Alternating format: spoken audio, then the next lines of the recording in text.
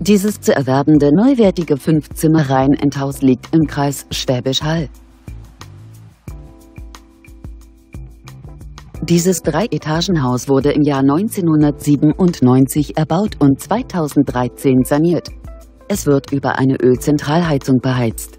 Das Haus verfügt über eine Einliegerwohnung, einen Keller sowie 2 Tiefgaragenparkplätze. Es hat 4 Schlafzimmer, 2 Badezimmer und eine Gästetoilette. Die Ausstattung entspricht einem gehobenen Standard.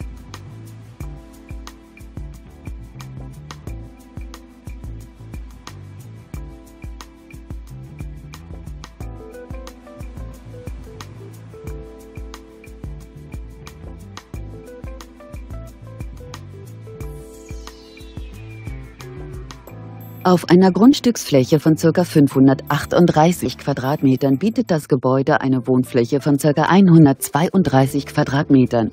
Der Kaufpreis des Objekts beläuft sich auf 229.500 €. Wir stehen Ihnen gerne für weitere Fragen zur Verfügung.